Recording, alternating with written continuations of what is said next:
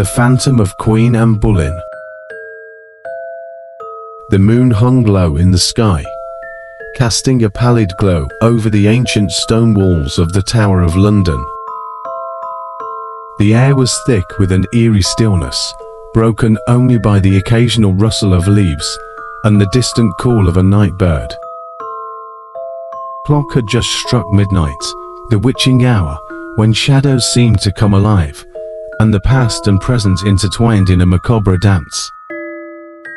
In the bowels of the tower, a young historian named Emily had been granted special permission to explore the archives.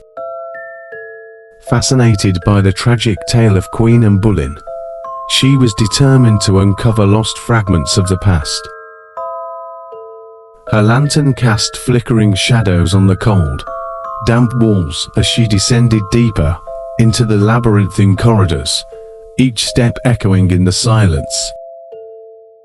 Emily reached a small, forgotten chamber, where dust and cobwebs cloaked the remnants of history.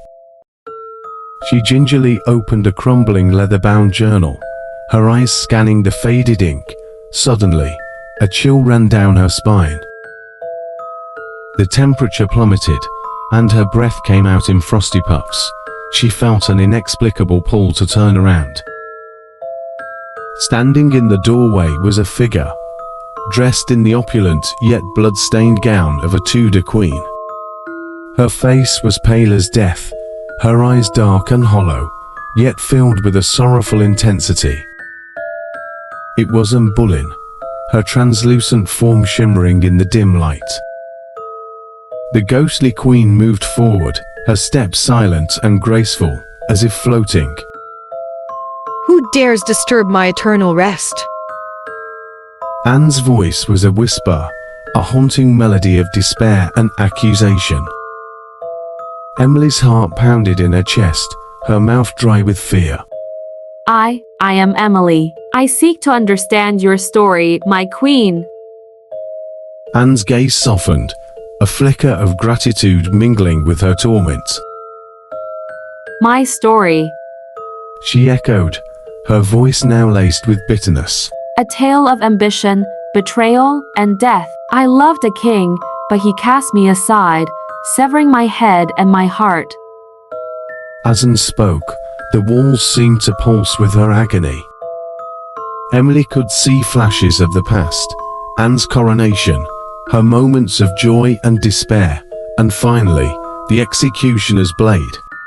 The spectral queen reached out a hand, her fingers cold and ethereal, brushing against Emily's cheek. "Find the truth, Emily. Free me from this eternal torment." Anne pleaded, her form beginning to waver. "In the deepest vault lies a letter that holds the key to my vindication." With that, Anne's ghostly figure dissipated, leaving Emily alone in the suffocating darkness. Determined, she followed the Queen's cryptic instructions, her resolve steeled by the encounter. She ventured further into the tower's depths, finally arriving at a hidden vault, sealed for centuries. Emily's hands trembled as she pried open the ancient door. Inside, she discovered a box containing a single, yellowed letter. The seal bore the royal crest, untouched by time. With bated breath, she read the letter, uncovering a conspiracy that exonerated Anne of the charges that had led to her execution. The truth was more sinister and complex than history had recorded. As dawn's first light pierced the gloom, Emily emerged from the tower, the letter clutched tightly in her hand. She knew what she had to do. Anne Boleyn's story would finally be told, her innocence proclaimed to the world. And perhaps, just perhaps, the tormented spirit of the Queen would find peace at last, her spectral presence no longer haunting the Tower of London. From that day on, visitors to the tower reported a change.